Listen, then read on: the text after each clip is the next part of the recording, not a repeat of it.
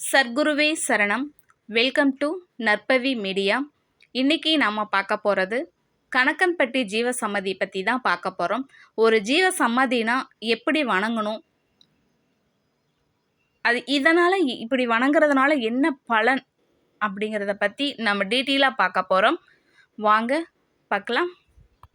இப்போது நம்ம வாழ்ந்துட்டுருக்கிற காலம் கலியுக காலம்னு சொல்லுவாங்க.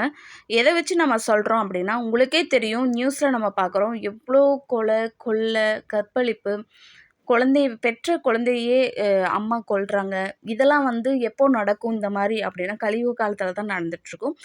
இப்போ நம்ம கலியுக காலத்தில் தான் வாழ்ந்துட்டுருக்கோம்.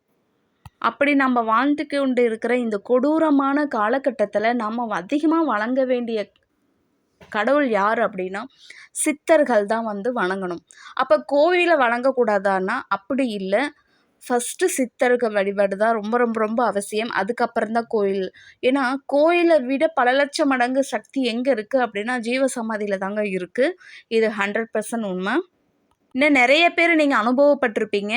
கோயிலுக்கு போய் வணங்கிட்டு வரதும், நீங்கள் ஜீவ சமாதி இந்த மாதிரி நல்லா பவர்ஃபுல்லாக நிறைய ஜீவ சமாதி இருக்குது. அதை என்ன பண்ணியிருக்காங்க அப்படின்னா, அதுலேயே நிறைய இருக்குது. பவர்ஃபுல்லாக சக்தி அதிகமாக இருக்கிற ஜீவ சமாதிலாம் நீங்கள் போனீங்கன்னாவே நீங்களே ஃபீல் பண்ணுவீங்க. அப்படியே தூக்கி அடிக்கும் சக்தி. அப்படிப்பட்ட இடத்துக்கு நீங்கள் போய் தியானம் பண்ணணுங்க. தியானம் பண்ணணும். நம்ம நார்மலாக சிலை வழிபாடு செய்கிற மாதிரி அங்கே போய் பண்ணக்கூடாது.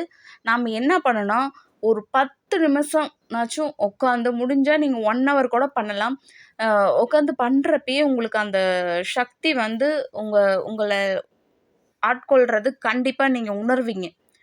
அதை நீங்கள் எத்தனை பேர் அதை பண்ணியிருக்கீங்க அப்படிங்கிறத கமெண்ட்ஸில் சொல்லுங்கள். நீங்கள் அனுபவப்பட்டிருந்தா கண்டிப்பாக அந்த மாற்றம் நடக்கும்.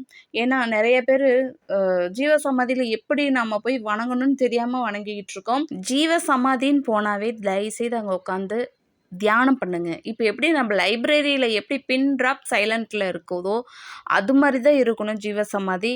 இப்போ நான் ஃபஸ்ட் டைம் போயிருந்தேன். அங்கே பார்த்திங்கன்னா தியானம் பண்ணுறவங்கள உள்ள ஐயாவோட ஜீவ சமாதிக்குள்ளே அந்த சுற்றி வர இடத்துல மட்டும் கிட்டத்தட்ட ஒரு 20 பேர் தான், எனக்கு தெரிஞ்சு ஒரு 20 பேர் தான் உட்காந்து தியானம் பண்ணிகிட்டு இருந்தாங்க. மீதி பேர் எல்லாருமே என்ன பண்ணால் சும்மா நார்மலாக கையெடுத்து கும்பிட்டு சுற்றிட்டு வராங்க. அது தப்பு இல்லை. அப்படி பண்ணால் அருள் கிடைக்காதா அப்படின்னா கண்டிப்பாக கிடைக்குங்க, தப்பு இல்லை. ஆனால் நீங்கள் அப்படி கும்புறதை விட உட்காந்து தியானம் பண்ணுனீங்க அப்படின்னா அதில் இருக்கிற சக்தி அதை அனுபவப்பட்டவங்களுக்கு மட்டும்தாங்க சொல்லணும். அதை சொல்ல முடியும். அதை வார்த்தையால் நம்ம சொல்ல முடியாது. அப்படி ஒரு சக்தி கிடைக்குங்க. ஓகேவா? நீங்கள் 10 நாள் போகிறதுக்கும் அந்த ஒரு நாள் அங்கே உட்காந்து அந்த இடத்துல நீங்கள் தியானம் பண்ணுறதுக்கும் நல்ல டோட்டலாக டிஃப்ரெண்ட் இருக்கும்.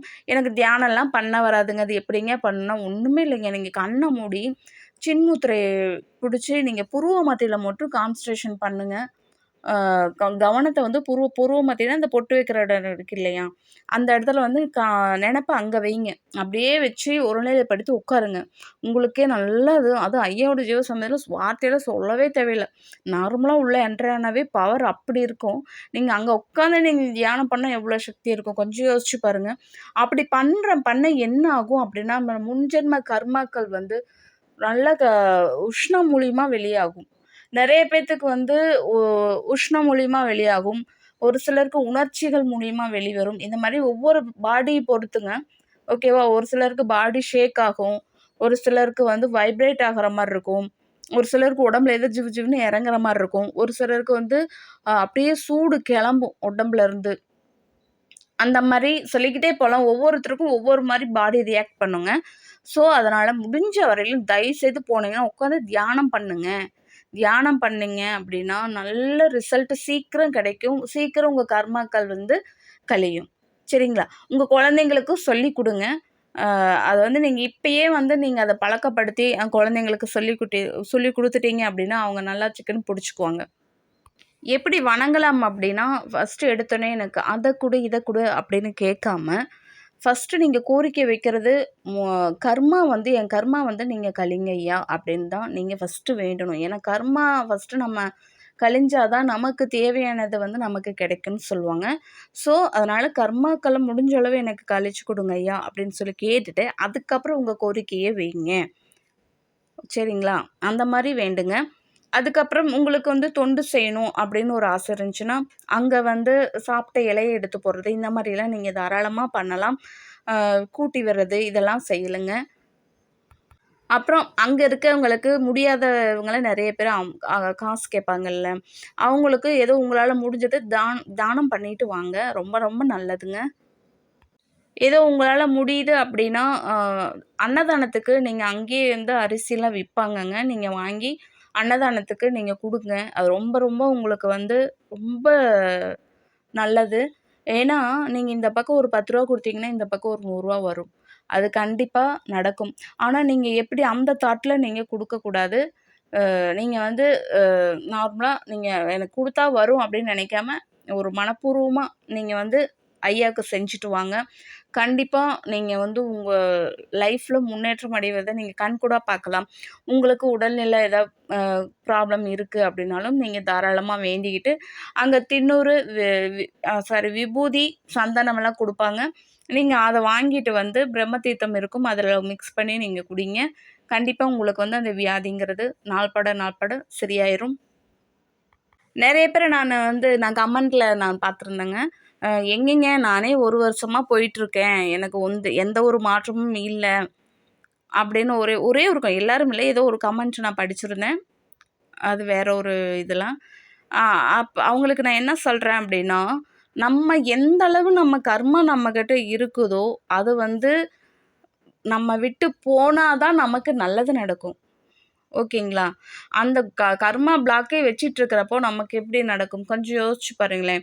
நீங்க இதுக்கு பெஸ்ட் எக்ஸாம்பிள் ஐயா வாழ்ந்துட்டு இருந்த காலத்திலேயே போறவங்களுக்கெல்லாம் அ என்ன பண்ணுவாருன்னா, அவங்க கர்மா வந்து கழியணுன்னுக்காக ஃபர்ஸ்ட்டு என்ன பண்ணுவாருன்னா, அந்த கல்ல உருட்ட சொல்றது, வெயில்ல படுக்க வைக்கிறது, இதே சாப்பாடு வாங்கிட்டு வந்து குடுத்து, அத அவர் கையால வாங்கி அவங்கள சாப்பிட சொல்றது. இந்த மாரி நெறைய புல்ல புடுங்க சொல்றது, இந்த குப்பையெல்லாம் எடு அப்படின்னு சொல்றது. இந்த மாரிலாம் பண்ணுவாரு. அது ஏன் இப்படி பண்ணியிருக்காருன்னு கொஞ்சம் யோசிச்சு பாருங்க. அவங்க கர்மாக்கள் வந்து ஃபர்ஸ்ட்டு களையணும். அது கழிஞ்சா தான் நமக்கு வந்து நல்லதெல்லாம் நடக்கும். இதுதாங்க வந்து இயற்கையோட நியதி. ஸோ, அதனால ஃபீல் பண்ணாதீங்க. ஏன்னா நம்ம முன் ஜென்மத்தில நம்ம என்னென்ன பாவம் பண்ணியிருப்போம் அப்படிங்கிறத நம்ம யாருக்கும் தெரியாது. ஏன்னா, நம்ம அது வந்து கர்மா வந்து கழியணும் அப்படின்னா சித்தர்களால மட்டும் தான் முடியும். அது வந்து நீங்க தியானம் பண்ணுனீங்கன்னா மட்டும் தான் உங்களால அதிலிருந்து சீக்கிரம் வெளிவர முடியும். அவரோட மண்ண மிதிக்கிறதே கர்மவினை கழியும்னு சொல்லுவாங்க. ஆனா, அந்த அத விட சீக்கிரம் கழியணும் அப்டின்னா, நீங்க தியானம் பண்ணுனீங்கன்னா தான் அது வந்து கம்ப்ளீட்டா சீக்கிரம் ஒரு 10 நாளையில இப்போ ஃபார் எக்ஸாம்பிள் ஒரு 10 நாளையில உங்க கர்மா கழியுதுன்னு வச்சுக்கிட்டீங்கன்னா, இந்த தியானம் நல்லா பண்ணீங்கன்னா ஒரு 3 நாள்லயே உங்களுக்கு வந்து அந்த கர்மாக்கள் வந்து நான் சொல்றது டேஸ் கம்மி. நீங்க வந்து நான் டேஸ்ல சொல்லியிருக்கேன். அது மந்த் கூட நீங்க எடுத்துக்கலாம். ஓகேவா? ஸோ, அதனால நீங்க வந்து தியானம் பண்ணுங்க. கடவுள கண்டிப்பா கணக்கம்பட்டி ஐயார நம்மளும் யாருமே கைவிட மாட்டாரு. ஸோ, கொஞ்சம் டிலே ஆகுதுன்னு நீங்க ஃபீல் பண்றவங்களா இருந்தா, அவங்களுக்கு நான் சொல்றேன். சரிங்களா? அதனால ஃபீல் பண்ணாதீங்க. அவர நம்பி நீங்க போங்க. கண்டிப்பா உங்களுக்கு வந்து அவரு செய்து குடுப்பார். அதுல எந்தவித மாற்றமும் இல்ல. நீங்களே தெரிஞ்சுக்கலாம். நமக்கு ஏன் இன்னும் நடக்கலைன்னா, நீங்களே புரிஞ்சுக்கலாம். அந்த அளவு நம்ம கர்மா இருக்கு நம்மகிட்ட. ஸோ, அதெல்லாம் நம்ம விலகணும் அப்டின்னா, அவரையும் கும்பிட்டுக்கோங்க. கும்பிட்டுட்டு அவர் மேல நம்பிக்கை வைங்க. கண்டிப்பா உங்கள எங்க கொண்டு போய் நிறுத்தணும்னு அவருக்கு தெரியும். அங்க கொண்டு போய் கண்டிப்பா நிறுத்திருவாருங்க. இந்த இத நான் சொல்றது உங்களுக்கு எத்தன பேத்துக்கு புரியுதோ என்னமோ தெரியல. ஆனா இதுதான் நிதர்சனமான உண்ம. சரி, ஓகே. என்னோட அனுபவத்த சொல்லியிருந்தேன். அத லாஸ்ட் வீடியோல நான் சொல்லிட்டேங்க. இருந்தாலும் நான் சொல்றேன். எத வச்சு இதெல்லாம் நான் சொல்றேன் அப்டின்னா, நான் இதனால வர ஜீவசமாதி நான் போனதில்ல. சரிங்களா? நான் ஃபர்ஸ்ட் டைம் தான் போயிருக்கேன். நெக்ஸ்ட் வாரம் தான் நான் மறுபடியும் போறேன். ஆ ஃபர்ஸ்ட் டைம் போனப்ப நான் சொல்லியிருந்தேன் பார்த்தீங்களா, எனக்கு அப்படியே உஷ்ணம் உடம்புல இருந்து பயங்கரமா இதாயிருச்சு, ப்ரொடியூஸ் ஆச்சுன்னு.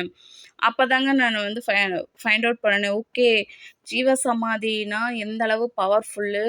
அங்க போய் தியானம் பண்ணிட்டு வந்தா எப்படி நம்ம இது உடம்பு ரியாக்ட் பண்ணுதுங்கிறத நான் அன்னைக்கு தான் புரிஞ்சுக்கிட்டேன். ரொம்ப உங்களுக்கு உஷ்ணம் இருக்கு அப்படிங்கிறப்போ, நீங்க என்ன பண்ணுங்கன்னா, நல்லா மோர் நல்லா எடுத்துக்கோங்க. குளிர்ச்சியா நீங்க வந்து ஒரு 1 வீக் எடுத்துக்கிட்டீங்கன்னாவே, நல்லா அந்த ஒண்ணும் பயப்பட வேணாம். ஒவ்வொரு உடம்புக்கு தகுந்த மாரி பாடி ரியாக்ட் பண்ணுங்க. ஸோ, அதனால பயந்துக்க வேணாம். நீங்க வீட்டிலேயே கூட நீங்க அவரோட படத்த வாங்கி வச்சு, விளக்கு வச்சு கும்பிட்டு, தனியாக ரூமில் வந்து கீழே ஒரு ஏதாச்சும் ஒரு பெட்ஷீட்டோ அதுக்குன்னு தனியாக வச்சுக்கோங்க. ஒரு துண்டோ விரிச்சு போட்டு தான் உட்காந்து தியானம் பண்ணணும். அப்படி பண்ண பண்ண பண்ண பண்ண பண்ண உடம்புல சூடு கிளம்புங்க. அந்த சூடு கிளம்பிக்கிட்டு இருக்கப்ப நீங்கள் வந்து ஒன்றும் இல்லை, விளக்கெண்ணெய் கூட வச்சுக்கலாம். நல்லா மோர் சாப்பிடுங்க. நல்லா குளிர்ச்சியாக எடுத்துக்கோங்க. ஒன்றும் பயப்பட தேவை வேண்டாம். ஓகேவா? நீங்கள் இந்த மாதிரி ஃபாலோ பண்ணுங்கள். கூடிய சீக்கிரம் உங்களுக்கு கண்டிப்பாக நல்லது நடக்கும். ஆனால் இதை நீங்கள் ரெகுலராக ஃபாலோ பண்ணணும். தயவுசெய்து சொல்கிறேன், ரெகுலராக ஃபாலோ பண்ணுங்கள். ஏன்னா இந்த கலியுக காலத்தில் நீங்கள் வந்து இந்த மாதிரி கர்ம வினைகள் இப்போ நீங்கள் இருக்கிற இந்த பாடியில் இருக்கிறப்பே நீங்கள் ரிமூவ் பண்ணிட்டீங்க அப்படின்னா நீங்கள் வந்து கரெக்டாக முக்தியை வந்து அடையலாம் அப்படிங்கிறது நம்பிக்கை, எல்லாரோட நம்பிக்கை. பிறவா நிலையை நீங்கள் கண்டிப்பாக செய்வது சித்தர்கள் வந்து சிவனுக்கு ஈக்குவலான பவர் வந்து யாருக்கு, அதான் ஒரு பழமொழி சொல்லுவாங்கள, சிவன் அருள் கொடுத்தா கூட சித்தர்கள் அருள் கொடுக்க மாட்டாங்களாம்மா. ஏன்னா இப்போ அந்த அந்த இடத்துக்கு போகிறதுக்கே அனுமதி இருந்தால் மட்டும்தான் போக முடியும்னு சொல்லுவாங்க. ஏன்னா இவ்வளோ நாளாக கடவுள் இவர் சித்தர் வந்து இவ்வளோ நாளாக இருந்திருக்காரு. ஒரு சிலர் இப்போ என்னையவே எடுத்துக்கோங்களேன் எக்ஸாம்பிள், இவ்வளோ நாளே இல்லாமல் எனக்கு இப்போ தான் வந்து போகணும்னு தோணுது. ஏன் அப்படின்னா அது அனுமதிங்கிறது ஒன்று இருந்தால் மட்டும்தான் போக முடியும். அதனால் நீங்கள் இனிமேல் ஜீவசமாதி இங்கன்மட்டில் எங்கே போனாலுமே உட்காந்து தியானம் பண்ணுங்கள். முடிஞ்சவர்களும் ஐயாவோட சமாதியில் அமைதியாக இருக்க பாருங்கள். உட்காந்து நல்லா தியானம் பண்ணுங்கள். வேண்டியதெல்லாம் கேளுங்க. கண்டிப்பாக உங்களுக்கு வந்து நல்லது செய்வார். ஓகேங்க, இந்த வீடியோ இதோட முடியுது. நெக்ஸ்ட்டு நாம் வேறு வீடியோவில் பார்க்கலாம். சத்குருவே சரணம். நன்றி.